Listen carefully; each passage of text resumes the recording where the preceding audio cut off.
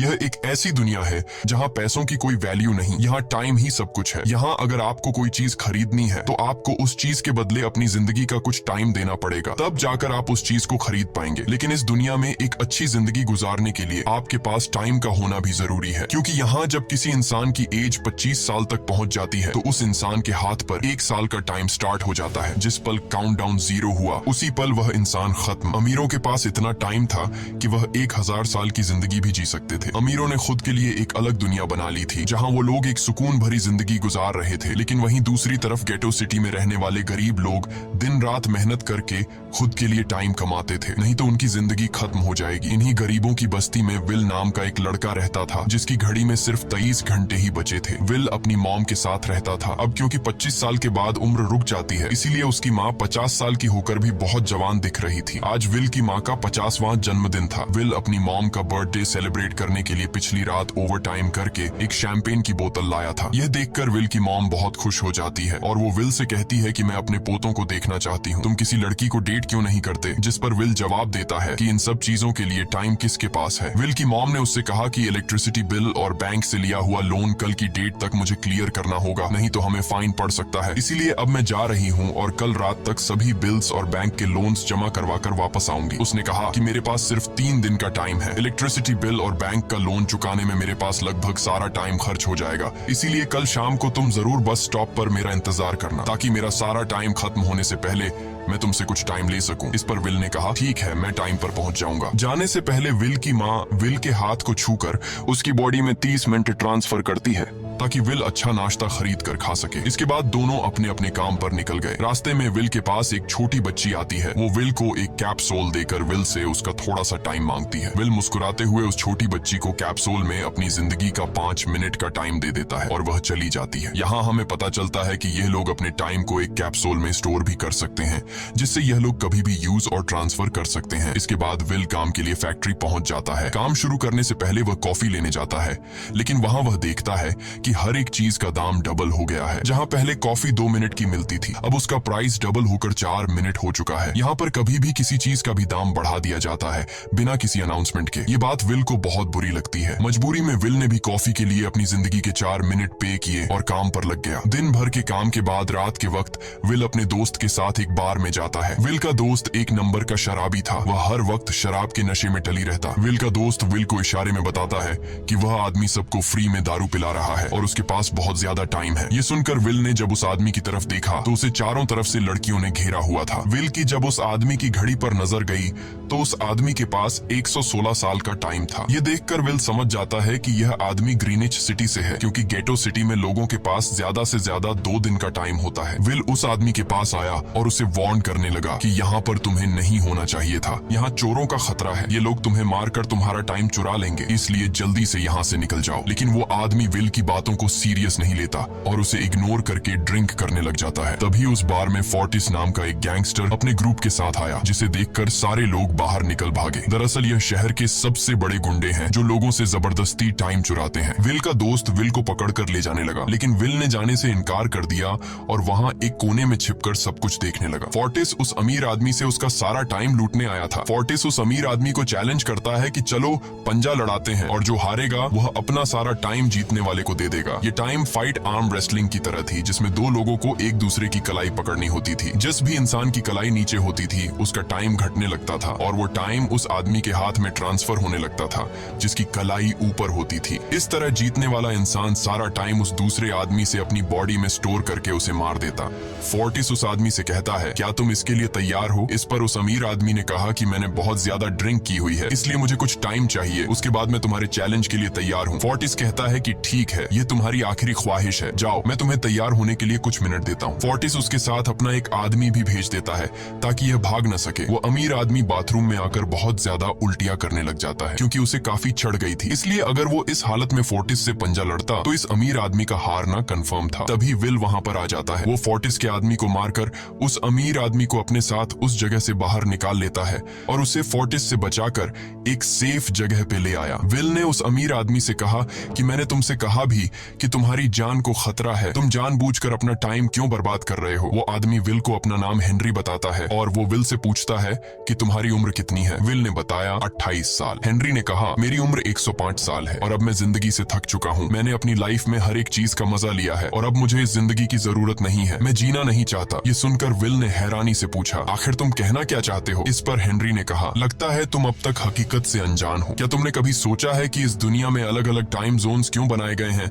आखिर क्यों तुम्हारे टाइम जोन गेटो में किसी भी वक्त चीजों के दाम और टैक्स बढ़ा दिए जाते हैं? दरअसल महंगाई जानबूझकर बढ़ा दी जाती है ताकि गरीब लोग मरते रहें और उनकी मौत का फायदा ग्रीनविच टाइम जोन के अमीर लोगों को होता रहे। असल में ये सारा सिस्टम उन्हीं का बनाया हुआ है। जरा सोचो, वहाँ ग्रीनविच टाइम जोन में लोगों के पास जीने के लिए हजारों साल है, लेकिन यहाँ गेटो में तुम लोग हर रोज जीने के लिए मेहनत मजदूरी करते हो। ऐसा इसलिए है क्योंकि उन्होंने तुम्हें यह करने के लिए मजबूर किया है। वो लोग तुम लोगों को ज्यादा टाइम देना ही नहीं चाहते ताकि तुम लोग मजबूरी में उनके लिए काम करते रहो। वो लोग महंगाई बढ़ाकर तुम्हें ज्यादा से ज्यादा टाइम खर्च करने पर मजबूर करते हैं ताकि तुम्हारे टाइम से वो हमेशा की जिंदगी जी सकें। उन्होंने अपनी जिंदगी का हर एक दिन गरीबों की मौत से इकट्ठा किया है और मैं ऐसी जिंदगी बिल्कुल भी नहीं जीना चाहता जो किसी गरीब मजबूर इंसान की मौत से मिली हो। ये सब सुनकर विल समझ गया कि हेनरी बहुत ही नेक दिल इंसान है। हेनरी ने विल से आगे पूछा अगर तुम्हारे पास मेरे जितना टाइम होता तो तुम क्या करते? विल ने मुस्कुराकर कहा कि सबसे पहले मैं बार बार टाइम को देखना छोड़ देता, क्योंकि उस वक्त भी विल के पास सिर्फ 18 घंटे होते हैं। वो सोने से पहले, सोने के बाद, खाना खाते टाइम हर वक्त अपनी घड़ी देखता रहता है, क्योंकि मुझे डर लगता है कि कहीं मेरा टाइम खत्म न हो जाए और मैं मर न जाऊं। विल कहता है कि मेरी मॉम घर संभालने के लिए बहुत ज्यादा मेहनत करती है। अगर मेरे पास तुम्हारी तरह इतना ज्यादा टाइम होता तो मैं अपनी मॉम के लिए ग्रीनविच सिटी में एक अच्छा घर खरीदता और हम दोनों वहाँ पर खुशी से जिंदगी गुजारते। इसके बाद विल ने हेनरी से कहा आज रात हमें यहीं रुकना होगा, सुबह तक खतरा टल जाएगा, तब तुम वापस अपने घर लौट जाना। इसके बाद ये दोनों सो जाते हैं। सुबह उठकर हेनरी देखता है कि विल अभी भी सो रहा है। वो विल के पास आता है और उसके पास जितना भी टाइम होता है वो सारा का सारा विल को ट्रांसफर कर देता है और अपने पास कुछ ही मिनट बचाकर एक ब्रिज के ऊपर जाकर बैठ जाता है। विल जब नींद से जागा तो उसने देखा कि हेनरी वहां से जा चुका है।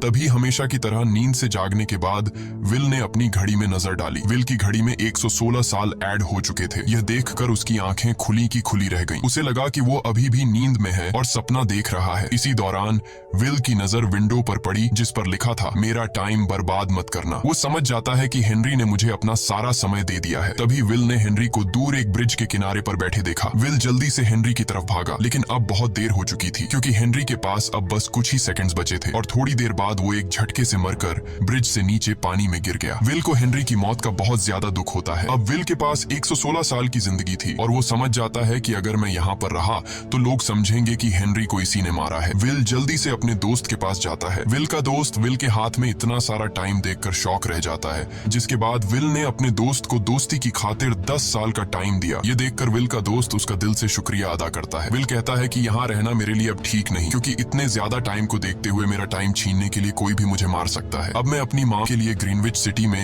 एक अच्छा सा घर खरीद सकता हूँ और वहाँ पर एक सेफ लाइफ गुजारूंगा। जिसके बाद विल अपने दोस्त को गुड बाय कहकर वहाँ से निकल जाता है और सीधा उस बस स्टॉप पर जाकर मॉम का इंतजार करने लगता है, जहाँ 2 दिन पहले उसकी मॉम ने उससे कहा था कि मैं इलेक्ट्रिसिटी का बिल और बैंक का लोन चुकाकर इस बस स्टॉप पर पहुंचूंगी। दूसरी तरफ विल की मॉम सारे लोन और बिल्स भरने के बाद घर लौटने के लिए बस में चढ़ी, पर तभी उसे पता लगा कि एक ही दिन में बस की टिकट के दाम डबल हो गए थे। पहले जहाँ टिकट 1 घंटे में आती थी वहीं अब प्राइस 2 घंटे हो गया था। ये देखकर विल की मॉम बहुत ज्यादा परेशान हो जाती है क्योंकि विल की मॉम के पास सिर्फ 1.5 घंटा बचा था। विल की मॉम बस ड्राइवर से रिक्वेस्ट करती है कि अगले स्टॉप पर मेरा बेटा उसे बाकी का टाइम दे देगा, लेकिन बस ड्राइवर ने साफ इनकार कर दिया और कहा कि अगर टाइम नहीं है तो फिर पैदल चली जाओ। लेकिन विल की मॉम को पता था कि अगला बस स्टॉप बहुत दूर है, अगर वह पैदल भी जाती है तो उसे पहुंचने में 2 घंटे लगेंगे। उस वक्त बस में ढेर सारे पैसेंजर्स सवार थे। विल की मॉम ने उनसे भी रिक्वेस्ट की पर किसी ने भी उनकी मदद नहीं की। इतने में ही बस वहां से निकल गई। विल की मॉम रेचल के पास ज्यादा टाइम नहीं बचा था, इसलिए वह दौड़ती हुई पैदल घर की तरफ भागने लगी। दूसरी तरफ विल अपनी मॉम के लिए फूलों का गुलदस्ता लिए बस स्टॉप पर उनका इंतजार कर रहा था, क्योंकि आज उसे अपनी मॉम का बर्थडे सेलिब्रेट करना था। बस जब उस स्टॉप पर पहुंची तो कई सारे पैसेंजर्स उतर आए, पर उनमें से विल की मॉम नहीं थी। विल यह देखकर परेशान हो जाता है और उसे समझ आ गया कि जरूर उसकी मॉम मुसीबत में है। वह उसी वक्त अपनी मॉम की तलाश में भागा। उधर रेचल के पास अब कुछ ही मिनट बचे थे। वह रास्ते में आने वाली गाड़ियों और लोगों के घरों का दरवाजा पीट पीट कर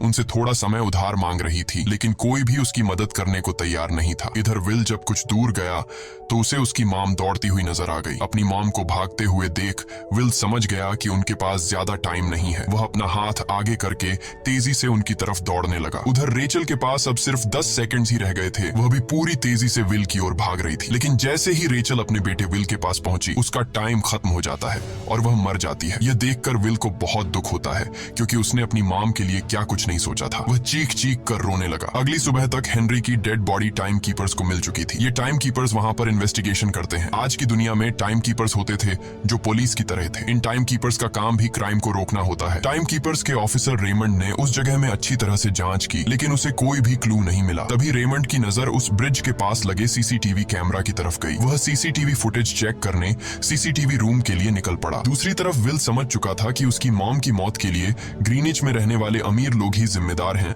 जिन्होंने गेटो शहर के लोगों को एक एक सेकंड का मोहताज बना दिया है। अब विल उनसे बदला लेने ग्रीनिच की तरफ निकल पड़ा और यहाँ से होती है असल कहानी शुरू। ग्रीनविच सिटी में एंटर होने के लिए विल को 1 साल का टाइम खर्च करना पड़ा और ग्रीनिच सिटी जा पहुंचा। वहां जब विल ने अमीर लोगों का लाइफस्टाइल देखा तो उसकी आंखें खुली की खुली रह गईं। वहां लोगों के पास इतना टाइम था कि वो लोग मरने का नाम तक भूल गए थे। यहाँ पर अमीर लोग के बॉडीगार्ड के पास भी 100 साल से भी ज्यादा का टाइम था। ये देखकर विल गुस्से से लाल हो जाता है, क्योंकि विल जिस शहर से आया था वहां पर लोगों के पास सिर्फ 24 घंटे की जिंदगी थी। विल वहां एक महंगे होटल में रुकता है। खाना खाते दौरान एक बहुत ही खूबसूरत लड़की विल को देखती है, जैसे उसे विल पसंद आ गया हो। दूसरी तरफ टाइम कीपर रेमंड हेनरी की मौत के वक्त का सीसीटीवी फुटेज चेक कर रहा था। तभी उसे फुटेज में विल दिखाई देता है। हालांकि कैमरा ने हेनरी को ब्रिज से गिरते हुए रिकॉर्ड नहीं किया था, लेकिन उस फुटेज में विल ब्रिज के पास खड़ा नजर आ रहा था, जिससे रेमंड को विल पर शक होने लगा। इसलिए रेमंड ने अपनी टीम को विल के बारे में जानकारी इकट्ठा करने को कहा। रिसर्च के दौरान टाइम कीपर्स को यह बात पता चल जाती है कि विल नाम का एक आदमी बहुत सारा टाइम खर्च करके ग्रीनविच सिटी में एंटर हो गया है, जिससे रेमंड को यह बात कंफर्म हो जाती है कि विल ने ही हेनरी को मारा है। रेमंड उसी वक्त अपनी टीम के साथ ग्रीनविच शहर की ओर रवाना हो गया। दूसरी ओर ग्रीनविच शहर में विल एक कैसीनो में आया, जहां कुछ अमीर लोग पोकर खेल रहे थे। विल भी उनके साथ बैठ जाता है। एक नए आदमी को देखकर ये लोग उस पर हंसने लगते हैं, लेकिन विल गैम्बलिंग में माहिर था।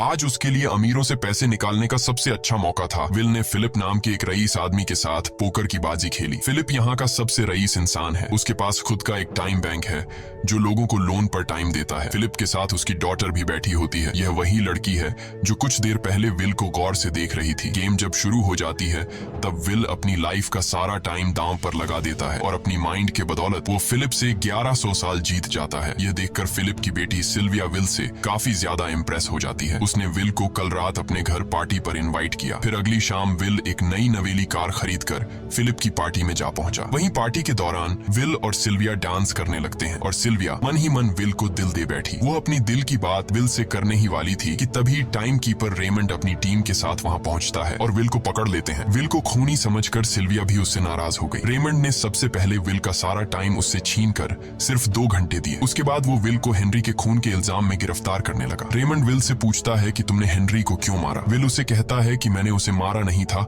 बल्कि वो खुद जीना नहीं चाहता था, इसलिए उसने मुझे 116 साल दी और बाद में उसने खुद की जान ली। लेकिन रेमंड विल की बात पर यकीन नहीं करता। विल समझ जाता है कि रेमंड मुझे हेनरी के झूठे केस में फंसाकर उम्र भर कैद के लिए मुझे जेल में डाल देगा, इसलिए वह मौका देखते ही रेमंड के आदमियों को मारकर खुद को आजाद कर लेता है और उनकी बंदूक लेकर सिल्विया को बंदी बना लिया। सिल्विया को ढाल बनाकर विल उसे साथ लेकर भाग निकला और रेमंड और उसके आदमियों को चकमा देता हुआ वापस गेटो शहर आ पहुंचा। इस दौरान विल के पास टाइम काफी कम बचा था। उसने सिल्विया से कुछ टाइम उधार मांगा, लेकिन सिल्विया ने उसे 1 सेकंड भी देने से इनकार कर दिया, क्योंकि वह भी उसे हेनरी का खूनी समझ रही थी। इसलिए वो और तेजी से गेटो शहर की तरफ कार दौड़ाता है ताकि वहां पहुंचकर किसी से टाइम उधार ले सके। जल्दबाजी में उसका ध्यान आगे सड़क पर बिछी कंटीली तारों पर नहीं पड़ता, जिससे टकराते ही विल की कार ब्रिज से नीचे गिर जाती है। इस एक्सीडेंट में विल और सिल्विया बेहोश हो गए। असल में रास्ते में वह कांटे फोर्टिस और उसकी गैंग ने बिछाए थे। फोर्टिस ने देखा कि सिल्विया के पास 10 साल का टाइम था। वो सिल्विया का सारा टाइम चुरा कर वहां से निकल जाते हैं। इतने में ही विल और सिल्विया को होश आया। सिल्विया ने जब अपने हाथ की तरफ देखा तो वो परेशान हुई, क्योंकि उसके पास सिर्फ 30 मिनट ही बचे थे और विल के पास भी कुछ मिनट ही बचे थे। पर फिर भी उसने सिल्विया को अपने कुछ मिनट दिए, जिससे इन दोनों का टाइम बराबर हो गया। इसके बाद विल सिल्विया को लेकर जल्दी से अपने दोस्त के घर जाता है,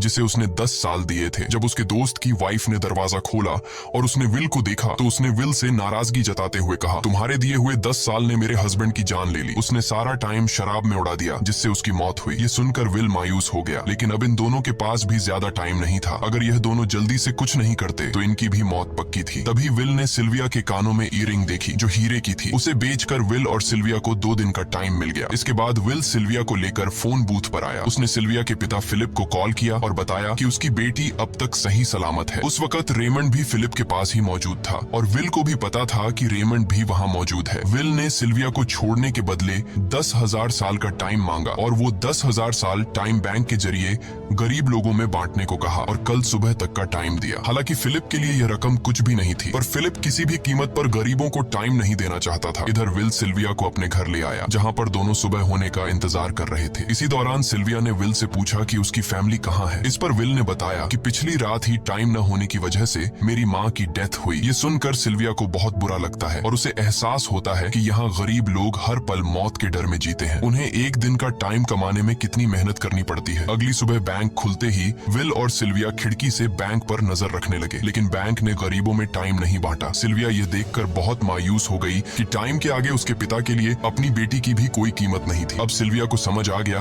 कि उसके पिता सिर्फ बिजनेसमैन नहीं है, बल्कि वो इस सिस्टम के हेड हैं। वो गरीब लोगों की मौत से अपनी जिंदगी के साल जमा करते हैं। सिल्विया को यूं मायूस देखकर विल ने उसे वापस घर भेजने का फैसला किया। वो उसे फोन बूथ पे ले आया और अपने पिता को कॉल करके अपने लिए मदद बुलाने को कहा। इस दौरान विल सिल्विया को वेपन भी दे देता है ताकि वो खुद की हिफाजत कर सके। इधर सिल्विया फोन पर अपने पिता से बात कर रही थी कि तभी टाइम कीपर रेमंड चुपके से वहां आ पहुंचा और विल पर गन तान दी। रेमंड विल पर गोली चलाने ही वाला था कि तभी सिल्विया ने रेमंड को देख लिया और घबराहट में रेमंड पर गोली चला दी। ये देख विल घबरा कर रेमंड के पास आया। हालांकि वो गोली रेमंड के हाथ को छूकर निकल गई थी। रेमंड के हाथ से बहुत खून निकल रहा था। विल ने रेमंड की घड़ी देखी। रेमंड के पास सिर्फ 2 घंटे बचे थे। दरअसल टाइम कीपर्स को भी सैलरी के तौर पर हर रोज 1 दिन का ही टाइम मिलता था। विल समझ गया कि जब तक रेमंड के पास उसके टीम वाले पहुंचेंगे तब तक रेमंड का ज्यादा खून बहने की वजह से उसकी मौत हो गई होगी। इसलिए विल रेमंड को 2 घंटे का टाइम देते हुए रेमंड की कार को लेकर वहां से निकल गया। रेमंड को गोली मारकर अब सिल्विया भी क्राइम लिस्ट में आ चुकी थी। हालांकि विल ने सिल्विया से कहा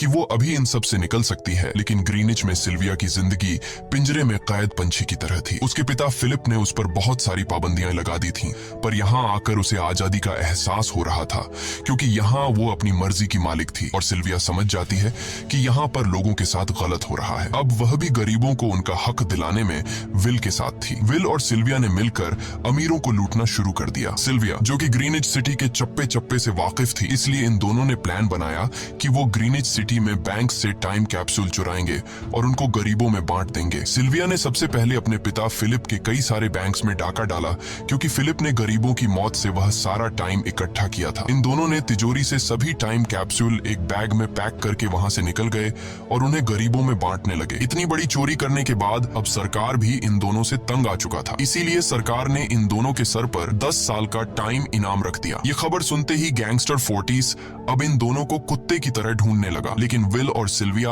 हर रोज अपना ठिकाना बदलते रहते थे जिससे वो किसी के हाथ नहीं आते थे। ये दोनों एक होटल में छुपे हुए थे। इनके पास टाइम की कमी तो थी नहीं, इसलिए उन्होंने पूरे होटल को ही बुक कर लिया था। फोर्टिस इन दोनों की तलाश में उस होटल के बाहर आ पहुंचा। वहां उसने कुछ लोगों को पकड़कर उनसे विल और सिल्विया के बारे में पूछने लगा, लेकिन उन लोगों पर विल और सिल्विया के बहुत एहसानात थे, इसलिए ये लोग मरने के लिए तो तैयार थे, पर विल और सिल्विया का ठिकाना बताने के लिए तैयार नहीं थे। लेकिन जब फोर्टिस ने उन लोगों पर बहुत ज्यादा जोर जबरदस्ती की तो उनमें से एक बंदा मौत के डर से फोर्टिस को उस होटल के बारे में बता देता है जहां विल और सिल्विया छुपे हुए थे, जिसके बाद फोर्टिस फौरन अपनी गैंग के साथ वहां पर पहुंच जाता है और इन दोनों को पकड़ लेता है। अब विल और सिल्विया का उनसे बच पाना नामुमकिन था। फोर्टिस ने विल को एक टेबल पर बैठा दिया और उसे टाइम फाइट के लिए चैलेंज किया। विल समझ गया कि अगर मैंने चैलेंज से इनकार किया तो फोर्टिस के गैंग वाले लोग मुझे मार देंगे, इसलिए क्यों ना आज इसके साथ पंजा आजमाया जाए। फोर्टिस और विल ने एक दूसरे की कलाई पकड़ ली और मौत का खेल शुरू हुआ। फोर्टिस माहिर खिलाड़ी था, उसने शुरुआत में ही विल का हाथ नीचे कर दिया, जिससे विल का टाइम तेजी से फोर्टिस में ट्रांसफर होने लगा। लेकिन विल बिल्कुल जोर ही नहीं लगा रहा था, जैसे कि वो जानबूझकर हार रहा हो। पर जैसे ही विल के पास अपनी लाइफ के 3 से 4 सेकंड बचे, तभी विल ने अपनी पावर दिखाई